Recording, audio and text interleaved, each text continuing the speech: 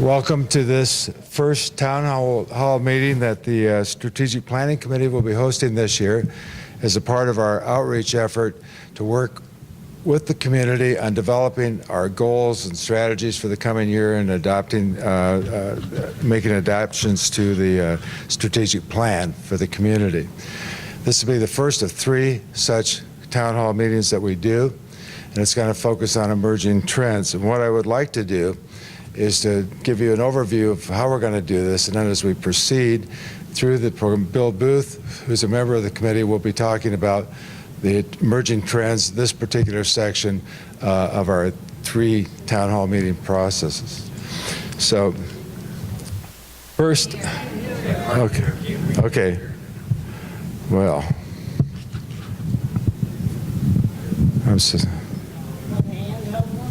yeah, maybe I should do that. Because this one's not. It might be easier anyway. There you go. How's this? Is this better? All right. That was one of my neighbors. Okay, well, welcome. Thank you for coming, and especially on a day like today when it's such a beautiful day. But what we want to do is that we want to go through 3 town hall meetings during the course of the year. The first one's going to deal with emerging trends and the analysis. Then we're going to do what we call a SWOT analysis, dealing with the strengths, weakness, opportunities, and threats that will face our community. And then we will come toward the end of that period, develop some recommendations that we will share with the community and share with the board later on in the year.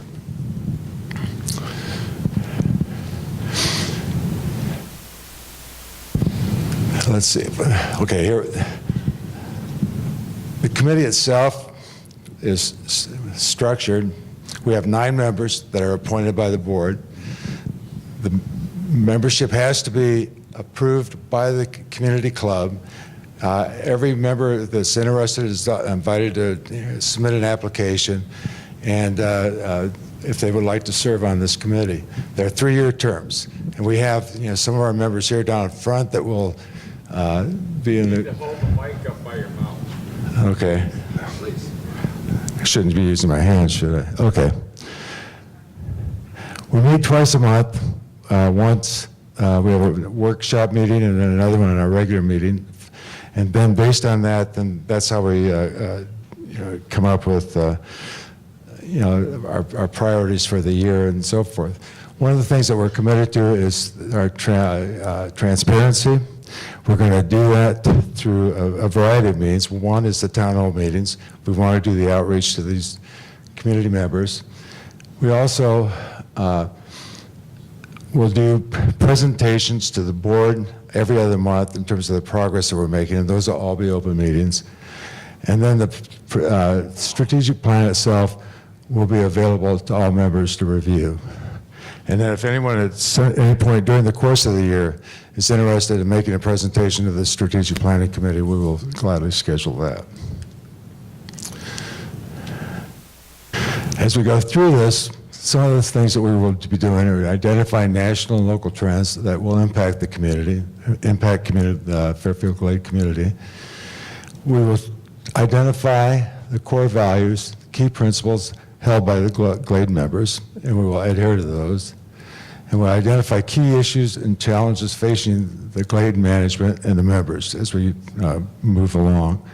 And then the final thing is that we will identify strategic initiatives to support emerging trends and the values and the key principles that will be addressing those key issues and challenges. I think all of us that have been following Glade activities know we're pretty familiar with our core values and vision is, but we want to continue to be a growing community. We want to continue to be one of the top destination, best value master plan communities in the United States. We've had that opportunity, designation, and we want to keep that. And then part of this whole process is we want to go through a continuous improvement and how we can continue to build on our past successes, address any weaknesses that we have, and try to build for the future so that those that come after us are going to find this just as a desirable place as what we found when we came here. We're going to do 3 town hall meetings, as I indicated. The first one that we're going to do today is dealing with emerging trends, and Bill will be starting that in a few moments. And then second one that we will do will be as a result of the SWOT analysis that our committee goes through. We will identify the strengths, weaknesses, opportunities, and threats, and then come back in April to this group and share what we've seen to get your reaction to those. May. Yeah, that's right, we changed the date. Okay. Then the third and the final one, based upon those 2 and the other works of the committee, then in July, we will have a series of recommendations that will be tentative recommendations that we will bring back to the town hall meeting at that point, share them with you, discuss them with you, and then go back and finalize them, and then share them with the board in their annual meeting in September. So that process, starts today with the emerging trends analysis, and I'm going to turn them over at this point to Bill Booth, who will do that. Thank you. And then following this, I want to mention that we will do a Q&A session. And but once he finishes this, then we will devote the rest of the time to questions, answers, and trying to address some of the concerns that you might have. Thank you. Give the clicker. No, your other hand. I know. Thank you. Thank you, Phil. Good afternoon, everybody. Thanks for coming. We're going to talk a little bit about the trends that we've been able to identify. How's this? Is this volume too much, too little? Can you get? Good?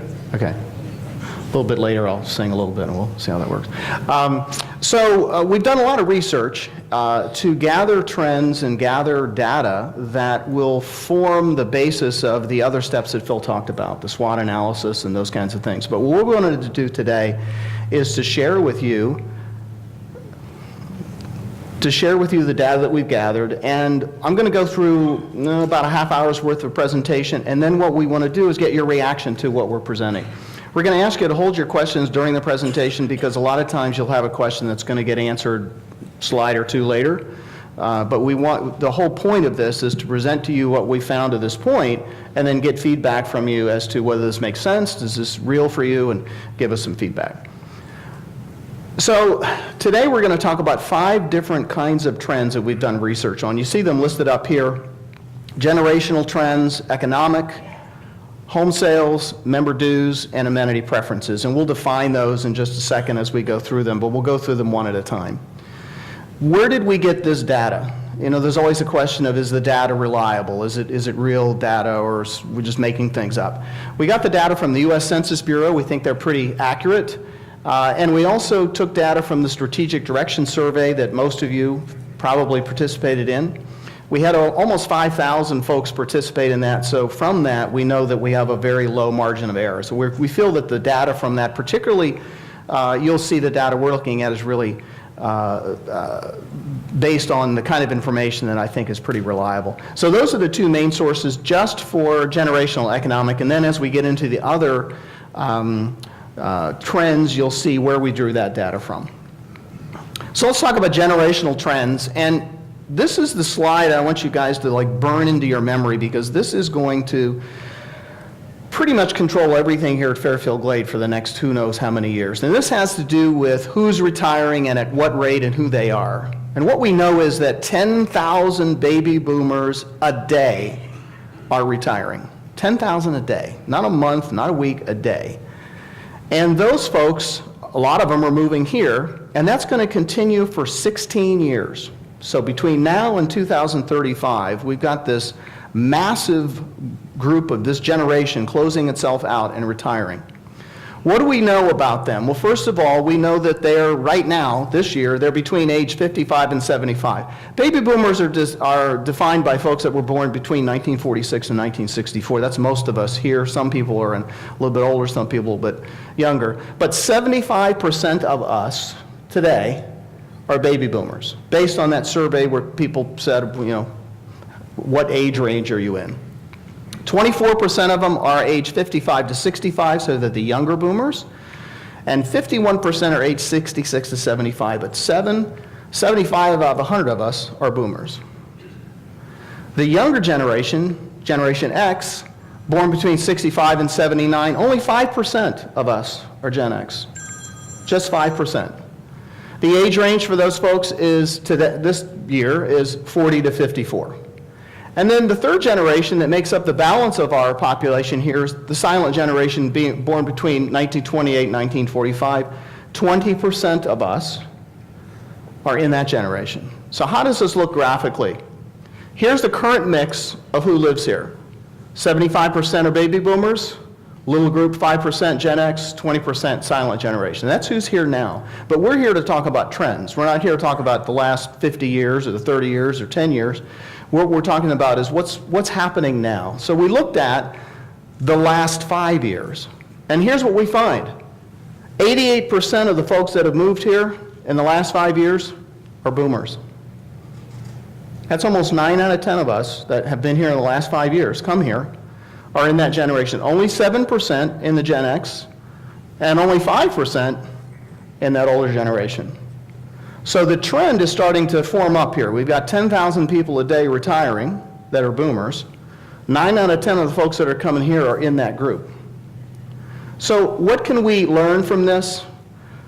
We think that most likely over the next 10 years, we're going to see a lot of boomers coming here. This is who's going to move here. We're not going to have a lot of people older than that generation. We're not going to have a lot of people younger than that generation. So that's the first thing to hold in your mind as we go through this. So what does that mean for economics and for affordability? Because there's a major discussion point in any community about affordability. Can we afford to live here? Are things too expensive, not too expensive, all those kinds of things. So what do we know about the folks that live here and their economic situation? Again, from the survey, and I just want to define something. In the survey, and those of you who took the survey might remember there's a question about what's your annual personal income, and you had ranges that you could answer and what you said it is. Annual personal income is a statistical metric that's used in a lot of surveys. But the survey that you took didn't define what it was. It didn't say, oh, that includes Social Security and any work income and savings. It just said annual personal income. Most surveys assume that people will use the same concept of what that is. It's defined by the Corporate Finance Institute and the Internal Revenue Service as the total value of income earned in a fiscal year. It includes everything. You see down here, Social Security, retirement funds, investments. If you're still working, income you're making there. But I do want to clarify that the survey didn't define it. So we're depending on folks understanding what it is and looking at annual personal income as all of their income. What did we learn from that? Well, this is kind of hard to see, and I'm going to read numbers to you guys because I'm assuming in the back that it might be a little bit hard to see this. But what we know is 16% of the folks that have moved here in the last 5 years, again, we're looking at trends, not who's been here for 15, 20, 30 years, but the folks that have moved here in the last 5 years, 16% had income of $50,000 or less. 30% had income of $50,000 to $75,000, 26% 75 to 100, 22% 100 to 200, and 7% 200 or more. What does this mean? What can we learn from this? Well, one thing we learn is that we've got 16% of our folks who've come here in the last 5 years who have an income of $50,000 or less. Now, depending on your financial situation, that could be a ton of money. If you don't have a mortgage and you don't have a lot of bills and you're not supporting kids and whatever, or it could be very tight if you've got a lot of expenses. So it's hard to really say what does that mean, but we think that of this spread of folks that have come here in the last 5 years, the ones who would be most likely, if at all, to have any challenge in being able to afford would be this group, okay? So what else do we know about that group and about all the folks that moved here? Well, one thing is that, and this is my own personal experience, and you guys have your own experience, and I'm curious to hear about this when we get to the question and answer, is that most of the folks who move here do some research. It isn't like they just decide to leave Chicago and come here and didn't look anywhere else. Now, how much research they did is in question. I've met people that have spreadsheets that have 50 communities on them, and I get people that had friends here and just came here. So everything in between. But one of the assumptions that we're making as the Strategic Planning Committee is that most folks did some homework and figured out they could afford to live here. They didn't just drop off the turnip truck and here they are in Fairfield Glade and then started looking for real estate. They did some amount of research and they determined that they could afford to live here. And one of the reasons that we think that is that in the survey, we asked what was the main reason that caused you to come here? And 80%, the number one reason given, 80% said low cost of living. The next one in line was 65% was location. So 80% of the people who answered, their number one answer for reason coming here was low cost of living, and then the next one down was location. So from this, we're making an assumption, and assumptions are assumptions, and we want to hear what you guys think about this in a minute, that most of the folks, or the vast majority of folks that came here, did some research, figured out they could afford to live here, and that's why they're here, because it's affordable, and then all the other things that we have, the amenities and all of the other stuff. So our next, what we derive from that is that we're assuming that the folks who are going to come here over the next 10 years, and that's kind of where we're not doing a 30-year, 20-year plan. It's too hard to look out that far. We're looking out 10 years. Are going to be boomers, and they're going to be able to afford to live here. That's the next assumption. We'll ask you to test that and give us your feedback. Or the next trend assumption, conclusion. So these folks are all coming here, and they're buying homes. Some people are coming and renting, but most people are buying a home. What do we know about the home sales and the trends that we have in home sales here in Fairfield Glade? Well, we have a long-standing history of strong home sales. Even, the whole country went into the tank during the Great Recession. We understand that, and that hurt everybody. But we weren't any worse off than most of the rest of the country. And when we talk about home sales, we talk about resale of existing homes, which is the majority of home sales, and then we talk about building of new homes. So what does some of this data look like? This is kind of hard to see, so I'm going to walk you through the numbers. This is home resale starting in 2011 going up to last year, 2018. And the reason we started at 2011 is that's when the country started really coming out of that recession.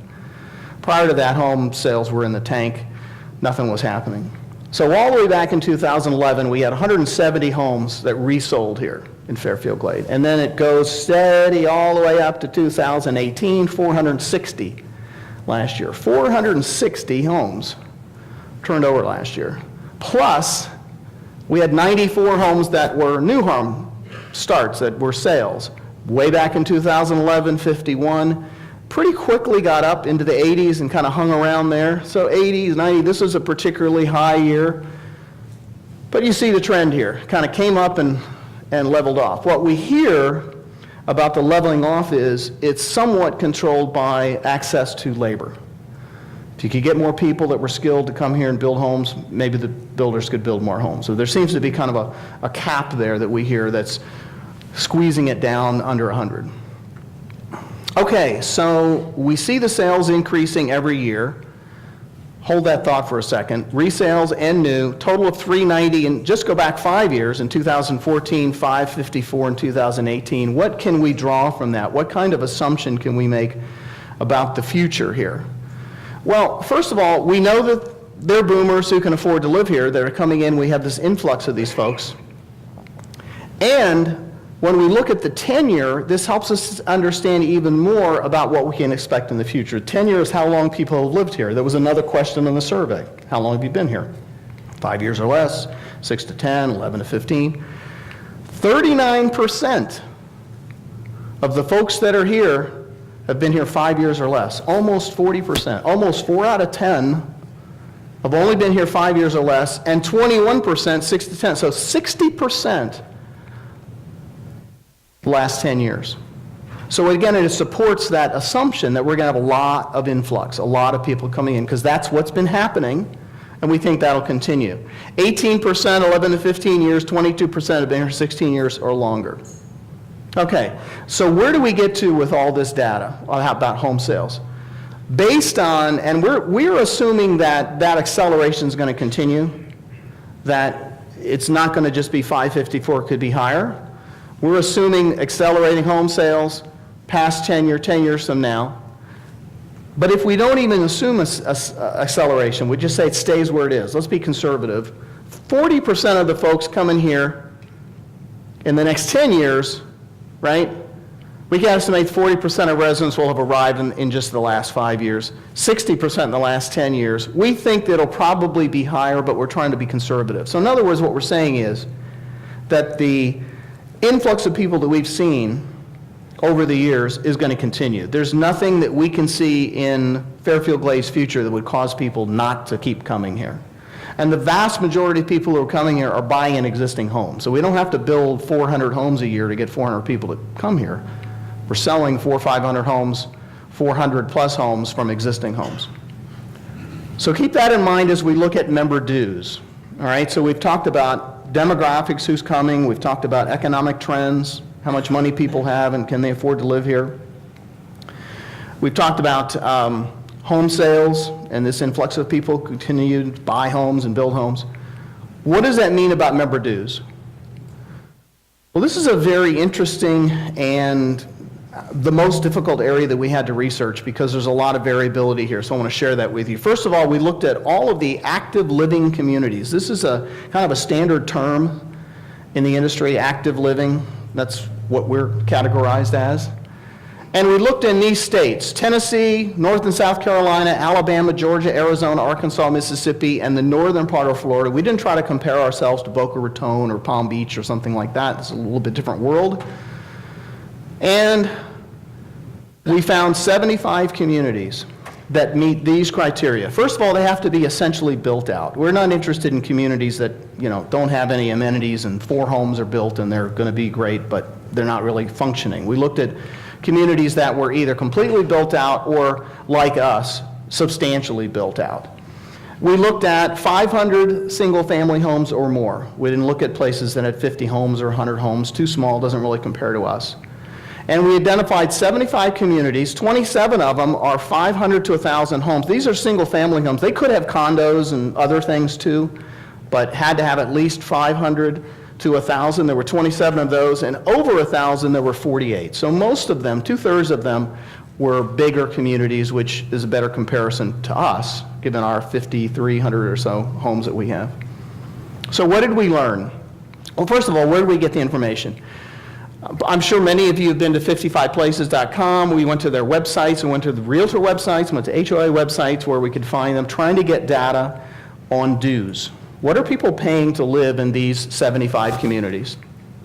And here's what we found. First of all, very wide range of dues arrangements. What's included in the dues? What do you get for the dues? And we're going to talk about that in a minute. 59 communities, though, had higher dues than us, and the ones that were lower tended to have fewer and lower quality amenities. Our overall finding was that most communities have higher initiation fees than Fairfield Glades. So most of the communities were significantly more expensive to live in than we are. Part of that's because of our pay-to-play approach that we take here versus the inclusive approach. We'll talk about what that means in a minute. I want to caution everybody about this data, though, because it's very difficult to make these comparisons. And if you just think about the communities that are around here, how different they are, what the amenity package is, what the homes are like, the whole atmosphere of these communities can be very different, and that has a lot to do with the value of the community beyond the dues. But what we found is, first of all, the variability was in the amenities that were actually offered. You're going to see here in a minute a list of amenities and how many communities had which amenity, that kind of stuff. But what was really interesting was what was included of those amenities in the dues. I used the term pay-to-play model. That's actually a standard term in the industry. It's that's used to indicate that the dues may subsidize some of the amenities, but they don't pay for everything. In other words, you don't get to play golf for free. You don't get to play tennis. You can't go down and rent a pontoon boat for free. You pay a fee to do those things. Some communities charge an all-inclusive initiation fee, and you can do everything for free, but it's not $100 a month. You'll see that in a minute. So the inclusive model is a totally different concept than what we have here. Usually much more expensive, but it includes everything. And the two push and pulls on this is, on the inclusive side, you have people complaining, why am I paying all this money and I don't use any of this stuff? I don't play golf, I don't play tennis, I'm doing this stuff and I'm paying a ton of money.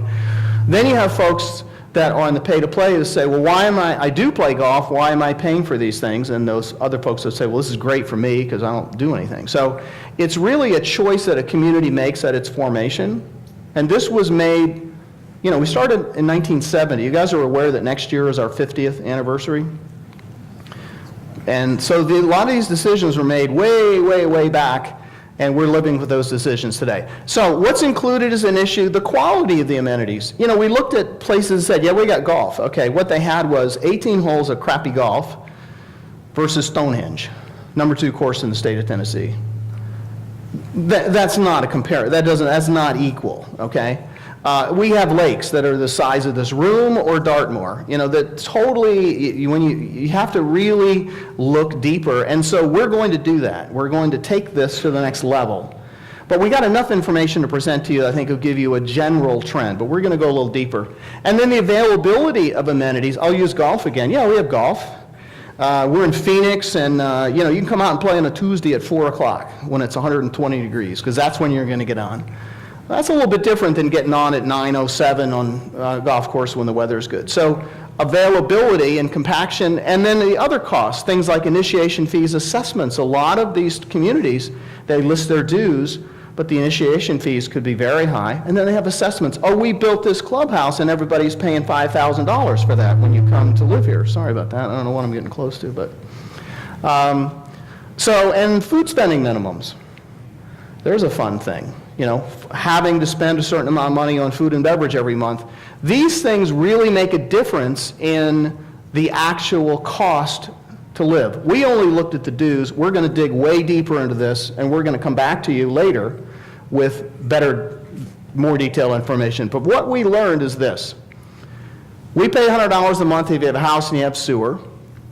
30 of it is sewer, 8 is trash pickup, so our dues are really $62. And the average for these 75 communities was $179. 59 were higher than us, 16 were lower. The 16 that were lower didn't really compare from the standpoint of amenities and availability of things and that kind of stuff. So we're at 100, but I caution you that we've got to do more work to drill down on what these numbers really mean and what the total cost is to live in these various communities. But at this point, we feel pretty good about saying the overall value offered by Fairfield Glade for the overall cost appears to be pretty competitive. We don't know exactly how competitive, but compared to these other communities, we look pretty strong here. The last one we're going to look at is amenity preferences. This is the amenities, and you'll see a list of what's considered an amenity in these various communities, and which ones how many of them had certain amenities.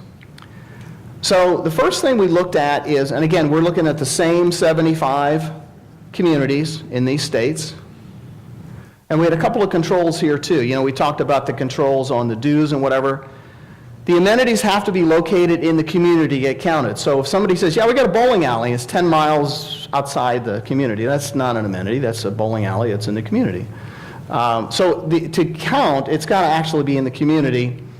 And we didn't assume amenities. If a community, and by the way, communities do not understate their amenities. If anything, they will overstate. I don't know what I'm getting near, but is it that? Closer to the wall? All right, sorry. So, communities are not shy about stating their amenities. They don't understate their amenities. If anything, they're going to overstate them a little bit, okay? So if a community said that they had lakes, we didn't just assume they had swimming, fishing, and boating unless they said they did.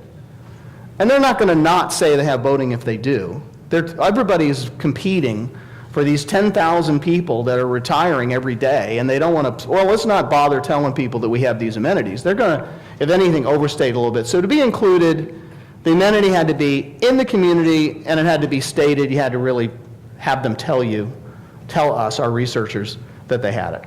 Okay, so what did we do?